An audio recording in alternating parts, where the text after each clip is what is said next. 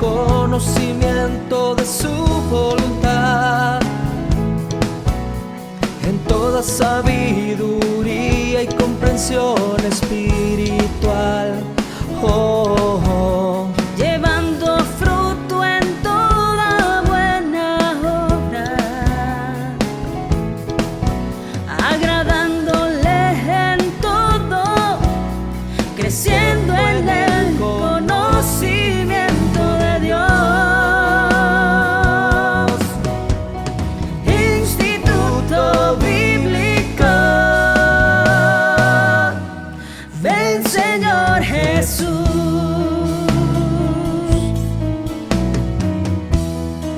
Estableciendo la cultura del reino con la palabra de Dios, instruyendo nuevos discípulos.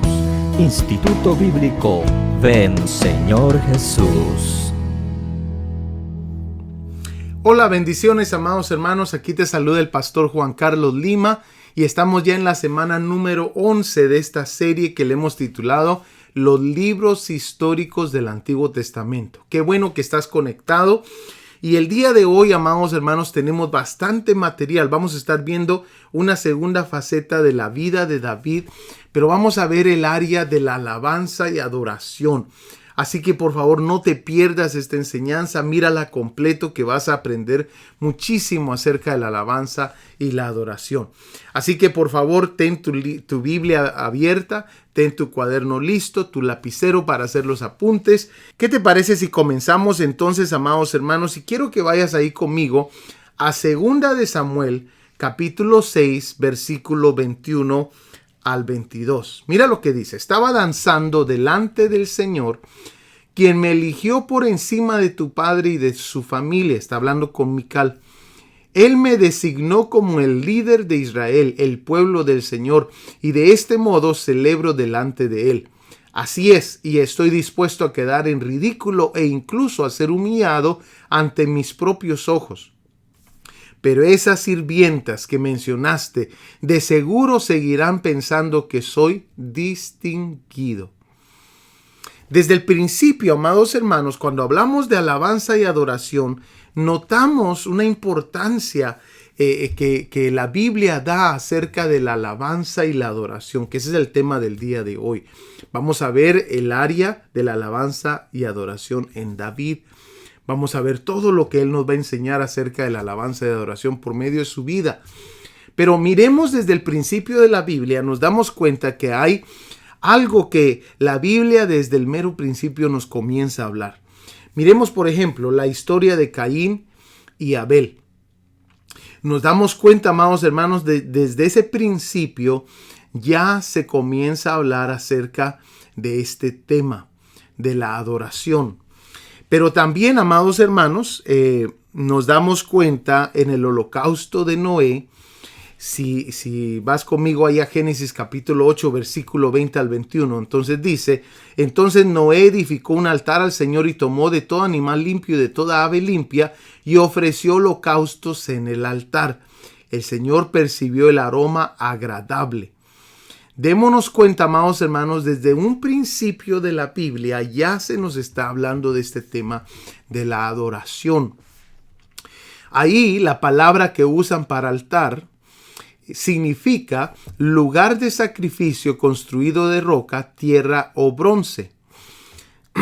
Y démonos cuenta que había una forma correcta de hacer un altar ante Dios.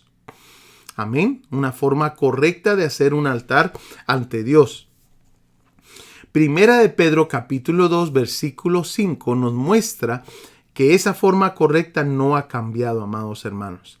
Dios sigue buscando esa forma de adoración, pero ahora es espiritual. Mira lo que dice Primera de Pedro capítulo 2 versículo 5. También ustedes, como piedras vivas, sean edificados como casa espiritual para un sacerdocio santo, para ofrecer sacrificios espirituales aceptables a Dios por medio de Jesucristo. Entonces, desde Caín y Abel se nos deja saber, amados hermanos, que la vida de la persona es importante igual que lo que ofrece. Por eso nos damos cuenta ahí en Génesis capítulo, ahí donde hablan acerca del sacrificio. Déjenme ver dónde está. Génesis capítulo 4. Nos damos cuenta que dice que vio con agrado, capítulo 4, versículo 3. Y aconteció andando el tiempo que Caín trajo del fruto de la tierra una ofrenda a Jehová, y Abel trajo también de los primogénitos de sus ovejas, de lo más gordo de ellas. Y miró con agrado a Abel, la persona, y a su ofrenda. Son dos cosas importantes. Pero no miró con agrado a Caín, la persona, y a la ofrenda suya. Desde el mero principio, la adoración tiene que ver con el estilo de vida de la persona y también con lo que ofrece. Ahora aprendamos entonces de David, ya que estamos viendo su vida. Salmos capítulo 5, versículo 3. Dice: oh Señor, de mañana oirás mi voz, de mañana presentaré mi oración a ti, y con ansias esperaré. Lo primero que vamos a aprender de la vida de David con respecto a la alabanza, amados hermanos, es que las cosas no comienzan en público, sino en privado. Este Salmo capítulo 5 es uno de mis salmos favoritos. Miremos este otro salmo, Salmo capítulo 51, versículo 6. En verdad tú amas al corazón sincero, y en lo íntimo me has dado sabiduría. O sea, David tenía una relación íntima con Dios. Recuérdate de que la alabanza y adoración se trata de la persona y también de lo que ofrece. David agradó a Dios en lo íntimo. En lo íntimo se construyó ese adorador. No seamos, amados hermanos, como Saúl cuando se trata de la alabanza y adoración. Saúl buscaba ser honrado en público, pero él no honraba a Dios ni en privado ni en público.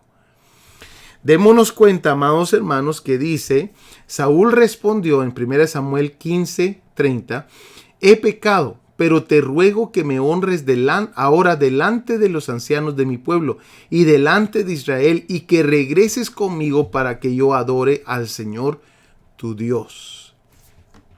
¿Queremos que Dios nos honre en público? Honrémoslo en privado. Es importantísimo este primer punto. Las cosas no comienzan en público, sino en privado. Tu estilo de vida debe de honrar a Dios, debe de adorar a Dios. Tu estilo de vida, lo que haces en lo más privado. Cuando honras a Dios, Él te honra en público. Mira 1 Samuel 16:18. Entonces uno de los criados respondió diciendo: he aquí, yo he visto a un hijo de Isaí de Belén que sabe tocar y es valiente y vigoroso y hombre de guerra, prudente en sus palabras y hermoso, y Jehová está con él. David no tuvo necesidad de irse a presentar con el rey, sino que la gente misma hablaba de David en público. Amén. Interesante, ¿verdad? Ahora, punto número 2. La actitud correcta es importante para agradar a Dios. Otra de las cosas que vas a notar en la vida de David era su actitud de adoración. Mira lo que dice aquí en 1 Crónicas 21:24. Pues no te voy a quitar lo tuyo para dárselo al Señor y ofrecerle un holocausto que no me haya costado nada. De esta manera, David le pagó a Ornán por aquel lugar 600 monedas de oro. Y ahí construyó un altar al Señor y ofreció holocaustos y sacrificios de reconciliación. Luego invocó al Señor y él le respondió enviando fuego desde el cielo sobre el altar del holocausto. Amado hermano, si alguien, a veces pensamos que solo Elías mandaba a traer fuego del cielo, pero no. Démonos cuenta que Salomón también le pasó esto, también le pasó a David, amados hermanos, y esa era la forma de que usualmente se sabía cuando un sacrificio había sido grato delante de Dios. Algunos estudiosos dicen de que la forma que Caín se dio cuenta que su sacrificio no fue acepto delante de Dios es porque no descendió fuego del cielo. Ahora miramos aquí, amados hermanos, a un David de que está ofreciendo un holocausto, y mira la actitud que tiene este David. Dice: no voy a darle algo, pues no te voy a quitar lo tuyo para dárselo al Señor y ofrecerle un holocausto que no me haya costado nada. Esa es la actitud correcta. Deuteronomio capítulo 16, versículo 16 al 17. Es más, hay cantos que se han sacado, amados hermanos, que no son bíblicos. Amado hermano, delante de Dios uno no se podía presentar con manos vacías. Mira por favor Deuteronomio 16, 16. Y no se presentarán con las manos vacías delante del Señor.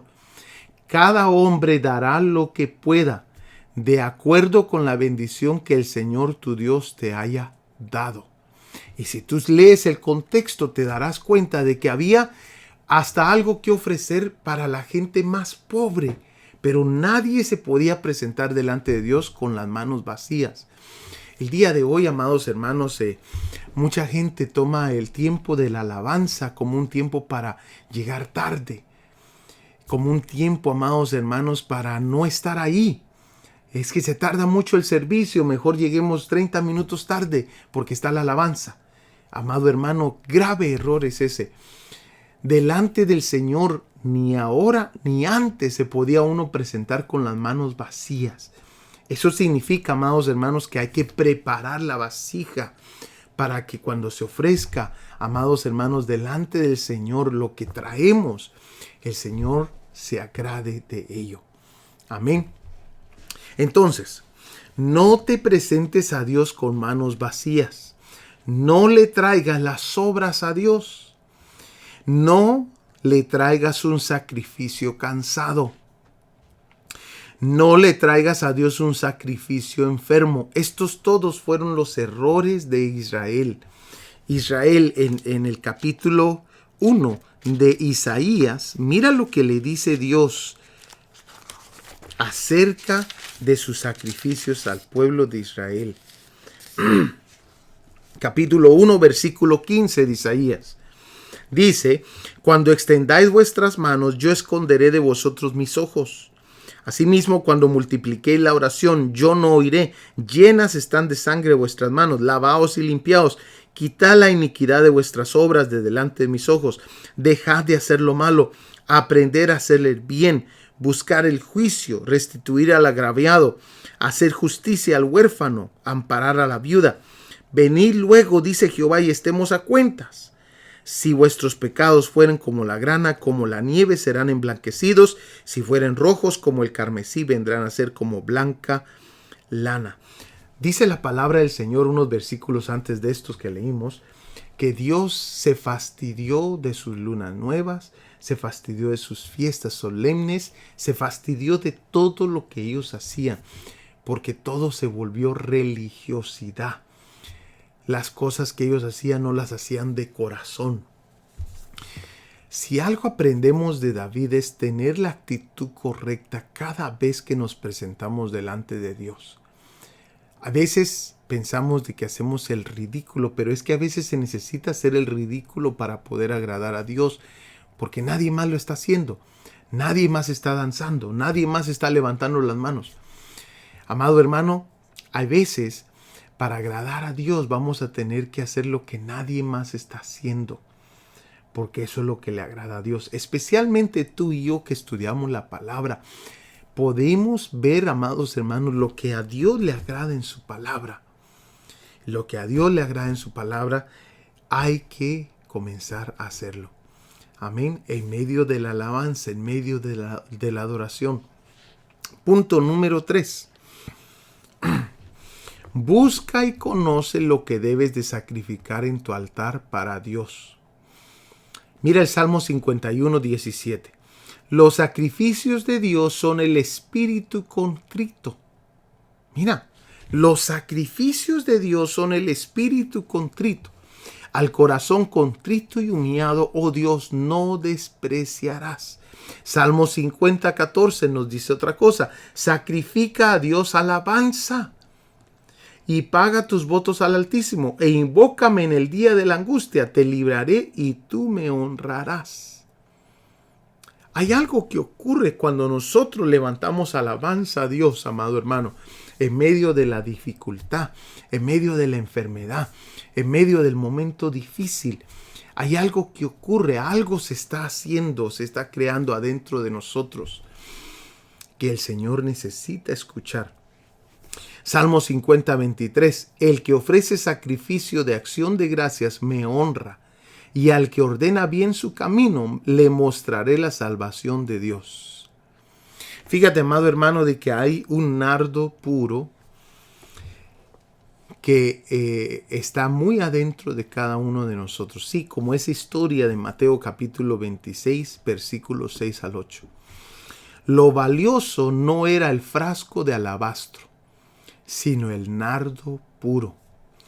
Pero algo tenía que ocurrir para que ese nardo puro, amados hermanos, que estaba dentro del frasco de alabastro, que algunos dicen que ese frasquito de alabastro costaba, amados hermanos, cerca de 1 año de trabajo.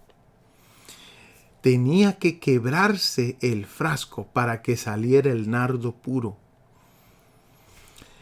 Simón tenía Jesús en su mesa y casa, pero no sacó perfume. Esta mujer salió de su casa decidida a ofrecer perfume. Y eso es lo que necesitamos hacer. Tenemos que decidirnos todas las mañanas que vayamos a la alabanza, que vayamos al culto. Amados hermanos, todos los días que haya culto en tu iglesia, todas las mañanas que te despiertes, hay que decidir ser grato delante de Dios. Hay que decidir quebrar ese frasco de alabastro para ofrecer ese nardo puro que sale. Entonces, lo tercero es, busca y conoce lo que debes de sacrificar en tu altar. Si algo yo aprendí desde mi juventud es, Dios no rechaza un corazón contrito y humillado. ¿Y sabes qué hacía? Contristaba mi corazón y me humillaba delante de Dios, y lo sigo haciendo, pero lo hacía con ese verso en mente. Dios no rechaza el corazón contrito y humillado. Y entonces lo comienzas a hacer a propósito. Mira por favor Génesis capítulo 4 versículo 3. Lo habíamos visto anteriormente, pero miremoslo otra vez. Dice, al transcurrir el tiempo. Esa frase nos deja saber que al principio no fue así. Fue hasta cierto tiempo que Caín dejó de ofrecer a Dios lo que a Dios le agradaba. Pero démonos cuenta lo segundo que habíamos mencionado. Abel y su ofrenda y Caín y su ofrenda. Ambas cosas son importantes. La vida de la persona va de la mano con lo que presenta. A Dios no le importa una gran ofrenda si tu vida, amados hermanos, es un desastre. Si tu vida no le agrada. A Dios le importa mejor una vida que le agrade con una ofrenda pequeña, como aquella mujer, aquella viuda, ¿te recuerdas? Que lo dio todo. Dice la palabra del Señor que Jesús dijo, ella dio más que todos. Ahí había gente muy rica, pero esa mujer, amados hermanos, dio más que todos. ¿Por qué? Porque lo dio de corazón. Aunque era la menor cantidad que se había dado, ella dio más que todos. A Dios le agrada el corazón igual que la ofrenda. Démonos cuenta, amados hermanos, que aquí en esta historia de la samaritana, el capítulo 4, está la mayor cantidad de la palabra adoración en el Nuevo Testamento. La mayor cantidad de veces se aparece ahí en esa conversación con la samaritana. Pero aquí vamos a encontrar malos conceptos que tenía la mujer y las cosas que Jesús vino a alinear acerca de esos malos conceptos de la adoración. Por ejemplo, amados hermanos, esta mujer hablaba de adoración porque le preguntó a Jesús, pero vivía una vida en desorden. Ese es un mal concepto. No podemos, amados hermanos, nosotros adorar a Dios viviendo una vida en desorden. La vida va de la mano con tu adoración. Mucho cristiano el día de hoy en las iglesias, especialmente en el grupo de alabanza, no viven una vida agradable a Dios. Y pensamos, amados hermanos, pensamos de que eso nadie se va a dar cuenta. Amado hermano, yo he conocido gente que ya no tiene unción del Espíritu Santo. He conocido gente que ya no tiene la presencia de Dios, pero están en los altares ministrando. La vida de la persona va de la mano con su adoración. Miremos este otro. Ella pensaba que era en algún lugar en específico donde se levantaba adoración a Dios. Grave error. Este es otro mal concepto que hay. Amado hermano, la adoración es en todo lugar. No necesitas estar en un edificio de 4 paredes para tú poder levantar adoración. La adoración comienza en lo más íntimo. Comienza en lo más íntimo donde nadie te está viendo. Ella tenía este mal concepto. Por eso preguntó ahí en el capítulo 4 de Juan. Si te das cuenta, ella hace esta pregunta a Jesús. Los judíos dicen de que debemos de adorar en tal lugar. Mira lo que dice. Capítulo 4, versículo 20. Nuestros padres adoraron en este monte, y vosotros decís que en Jerusalén es el lugar donde se debe adorar. Jesús le dijo, mujer, créeme, que la hora viene cuando ni en este monte ni en Jerusalén adoraréis al Padre. Amado hermano, hay gente que tiene el pensamiento todavía de la samaritana, de que se debe de adorar en cierto lugar y solamente ahí. No, totalmente erróneo. Jesús nos vino a decir y nos vino a enseñar, amados hermanos, que el Señor busca tales adoradores en espíritu y en verdad. Amén. ¿Estamos? Entonces, no es en un lugar específico, sino es en todo lugar. Nosotros siempre levantamos adoración. Siempre adoramos a algo. Ya sea que estás adorando a Dios o más de algo estás adorando. Nosotros fuimos seres creados para adorar. Por eso nosotros tenemos que asegurarnos que al único que adoramos es a Jesús, a Dios. Mira otro concepto que ella tenía. Esperaba la venida del Mesías, pero no se preparaba para la venida. Esperaba la venida del Mesías, pero no se preparaba para la venida. Jesús le enseñó que la adoración se trata de un estilo de vida agradable a Dios. La adoración debe ser en espíritu y verdad. El Padre busca verdaderos adoradores. Entonces, tercer punto es, busca y conoce lo que debes sacrificar en tu altar para Dios. Amén. El cuarto punto. No adores a Dios solo cuando te va bien. Hazlo en todo tiempo. David escribió, Salmos 34, 1 al 3. Bendeciré al Señor en todo tiempo. Continuamente estará su alabanza en mi boca. En el Señor se gloriará mi alma. Lo oirán los humildes y se regocijarán. Engrandezcan al Señor conmigo y exaltemos a una su nombre. Amado hermano, adora a Dios en la escasez, adora a Dios en la enfermedad, adora a Dios en la riqueza, cuando te den un aumento en el trabajo, cuando te vaya bien, cuando tengas problemas, cuando te quiten el trabajo, cuando Dios te prospere, cuando Dios te quite, cuando Dios te dé, cuando Dios te dé salud. Adórale en la salud, adóralo en la enfermedad, adórale en todo momento. Salmo 57:8 dice, despierta alma mía, despierta salterio y arpa, me levantaré de mañana.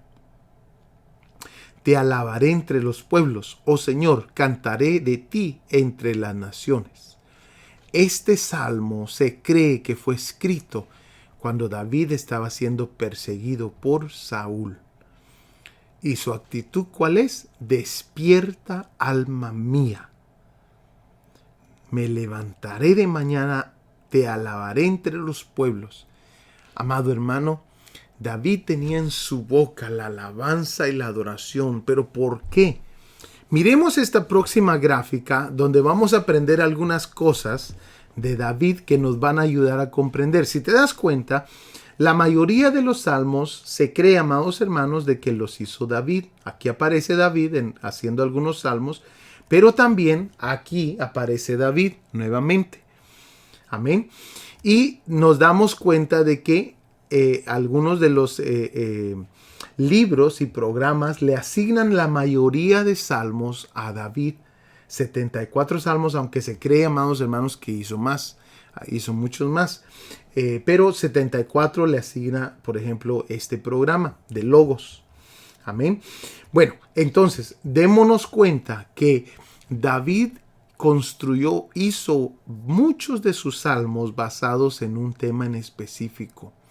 A veces pensamos que los hijos de Dios, la gente que sigue a Dios, que teme a Dios, no va a sufrir, pero ¿ya te diste cuenta de qué se trata la mayoría de los salmos? Es más, ese es el tema principal de los salmos, el lamento.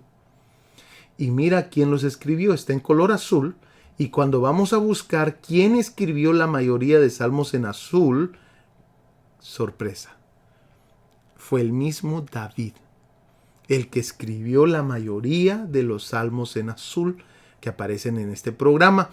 Eso significa, amados hermanos, de que la mayoría de sus salmos tienen que ver con lamento, con la victoria que Dios le dio en medio del lamento. Por eso ahora hace sentido aquel salmo que estábamos viendo que decía: bendeciré a Jehová en todo tiempo, su alabanza estará de continuo en mi boca.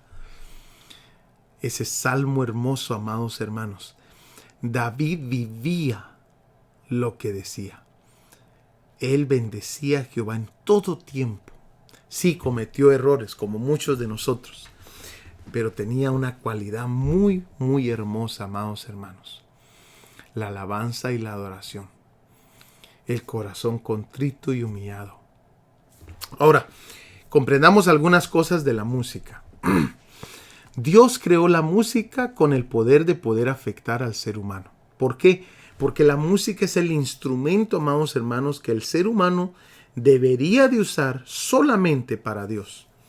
El día de hoy usted escucha cantos para la mujer, para los niños, para el padre, para la madre. Pero la música fue creada, amados hermanos, para alabar a Dios. Entonces nos damos cuenta que la música es tripartita.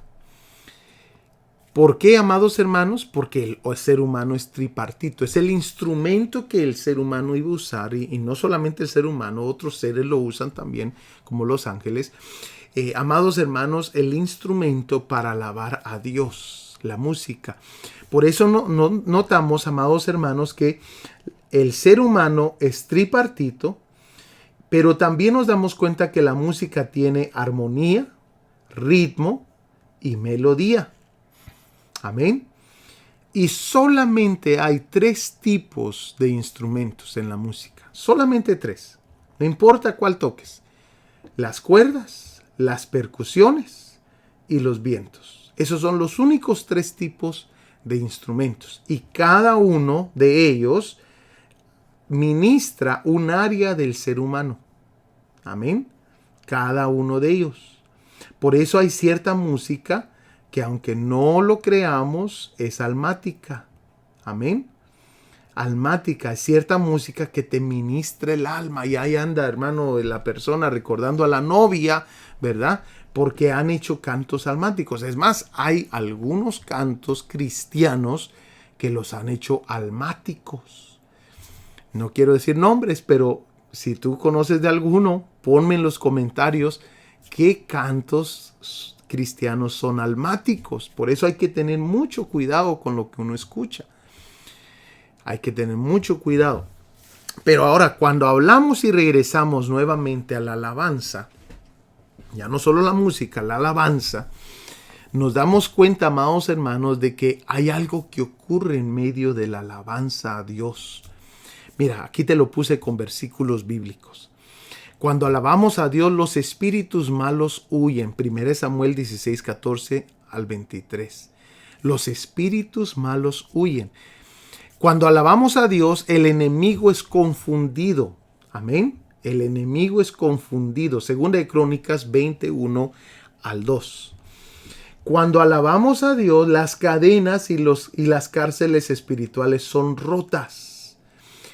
Yo he visto, amados hermanos, las cosas que ocurren durante la alabanza. Es algo impresionante lo que Dios viene a hacer en la alabanza. ¿Por qué ocurre esto? Porque dice Salmos 22:3, Dios habita en la alabanza de su pueblo. Es de mucha importancia que la música en sí, amados hermanos, sí tiene el poder para afectar nuestras emociones. Pero los milagros ocurren a causa de que Dios habita en la alabanza de su pueblo. En la alabanza de su pueblo. Miremos, amados hermanos, las 7 palabras hebreas que tienen que ver con alabanza. Estas 7 palabras hebreas. La primera, vamos a ver que se dice, no sé la pronunciación exacta, pero Shebach, aparece en Salmo 63:3, que significa hablar en tono alto, alabar, celebrar.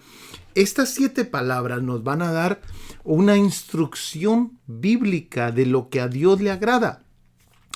Hablar en tono alto significa, amados hermanos, que podemos hablar en tono alto durante la alabanza, podemos celebrar. Mira esta otra, yadá, manos extendidas, reverencia. Eso también es alabar. Estas palabras son con respecto o tienen que ver con alabanza. Aparte están sus palabras para adoración, hebreas, y también en el griego aparece lo mismo. Esta otra, samar, que aparece en 2 Samuel 22:50, tocar las cuerdas. Todo esto se puede hacer. Hacer música acompañado con voz es lo que significa esa palabra. Esta otra, barak, que hay un grupo de alabanza que se llama así, que significa arrodillarse, barak. Salmos 34:1. Halal, 1 Crónicas 16:25. La raíz es ser claro, pero significa aclamar y celebrar.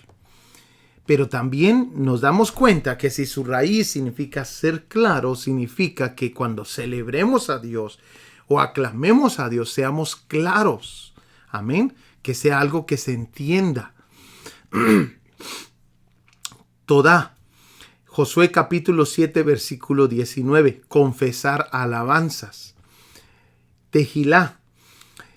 Deuteronomio 10:21. Acción de gracias. Acto de alabanza pública. Y te las dejo aquí para que tú las puedas buscar y puedas hacer hasta estudios acerca de ello. Es de mucha importancia estas 7 palabras hebreas.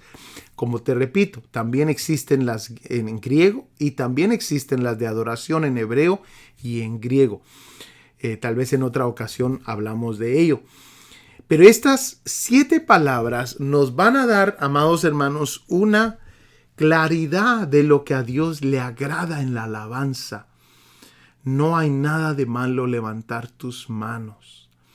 No hay nada de malo, amados hermanos, arrodillarte en la alabanza. Te das cuenta que esto tiene que ver con alabanza y a Dios le agradan las acciones de gracia.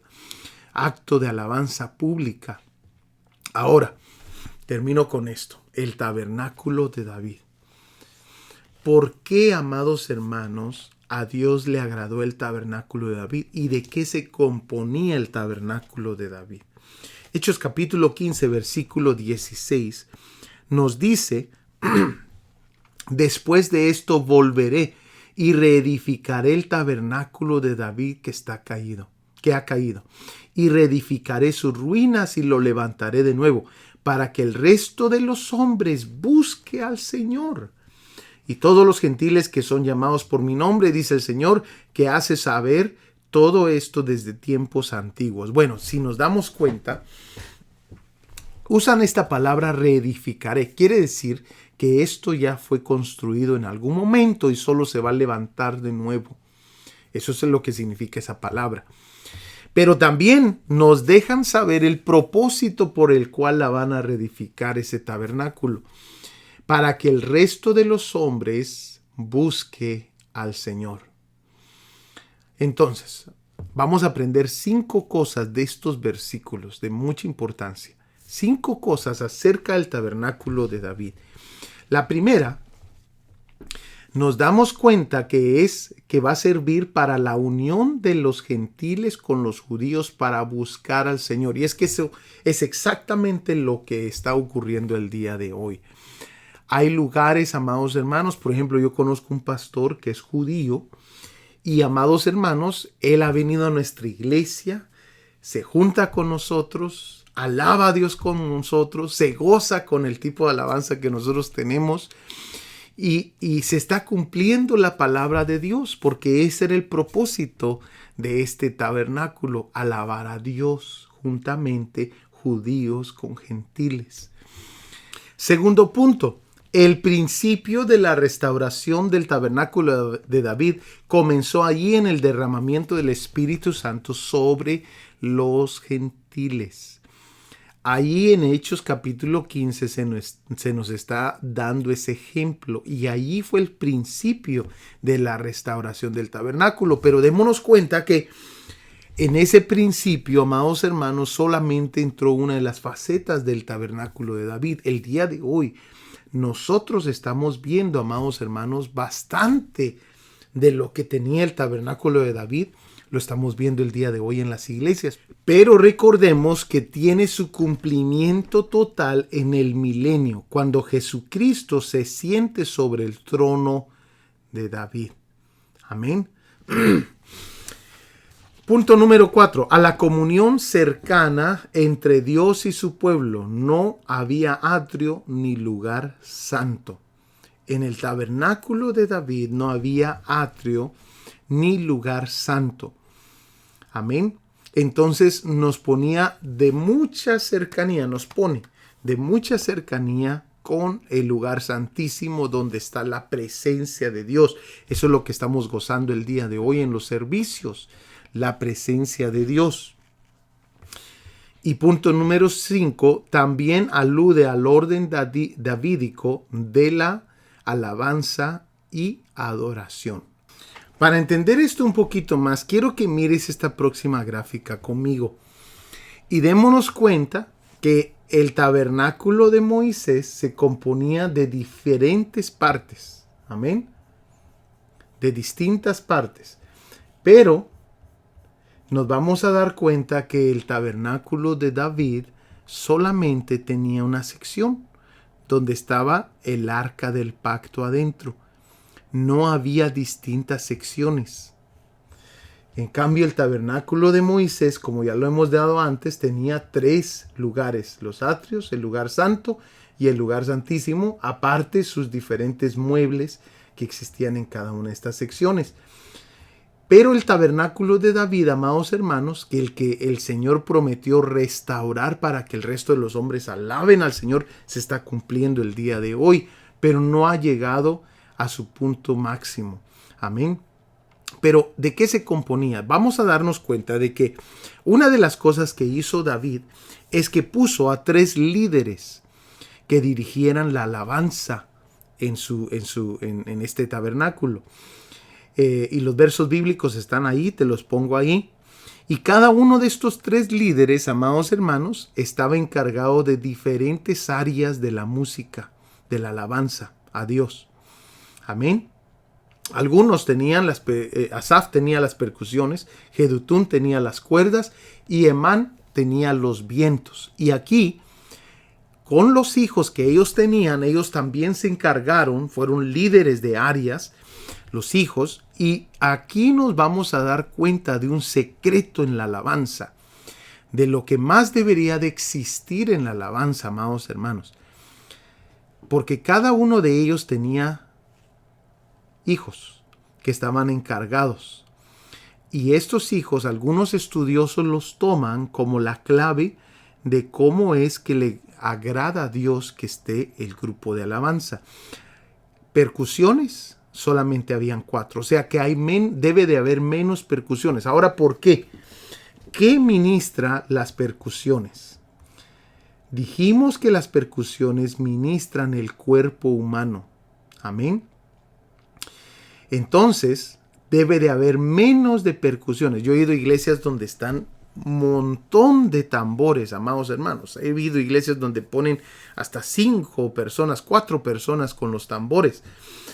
Y nos damos cuenta que es una movedera, ¿verdad? Es algo que ocurre, amados hermanos, de que la carne, el cuerpo está moviéndose. Pero démonos cuenta que eso no fue lo que David puso. Otra de las cosas es de que habían 6 hijos de Jedutún tocando las cuerdas. Amén. Eso significa, amados hermanos, de que debe de haber más cuerdas que percusiones. Pero mira lo que había mayor cantidad de vientos. 17 hijos de Emán. Había muchos más vientos. El viento ministra el espíritu. El espíritu, ¿verdad? Del ser humano. El alma y el cuerpo. Amén. Entonces, es algo interesante que se dejó ahí escrito. El ritmo, armonía y melodía, musicalmente, ahí te lo pongo. Y algo interesante que ocurre también con los nombres de cada uno de estos personajes que David puso. Asaf significa Jehová ha juntado. Jedutún significa el que alaba. Y Emán significa fiel. Interesante, ¿verdad? Entonces, a recopilar toda esta información, ¿de qué se componía el tabernáculo de David? Se componía de cantores. Ahí te dejo el verso bíblico. Se componía de instrumentos de música y de músicos. Y se componía de danza y júbilo. Ahí te dejo los versos bíblicos. Pero también lo más importante era que el arca del pacto estaba en medio de ellos. Y habían holocaustos y sacrificios. Amén. Se podía aplaudir y se podía alzar las manos. Amados hermanos, hemos llegado al final de esta clase. Espero de que te haya ayudado bastante a comprender esto de la vida de David. No sé a qué vamos a entrar la próxima semana, no he preparado el tema, pero creo que ha sido de bastante beneficio ver un poco acerca de David y la alabanza y la adoración. Espero que esto te haya ayudado. Que Dios te bendiga. Estableciendo la cultura del reino con la palabra de Dios, instruyendo nuevos discípulos. Instituto Bíblico Ven Señor Jesús.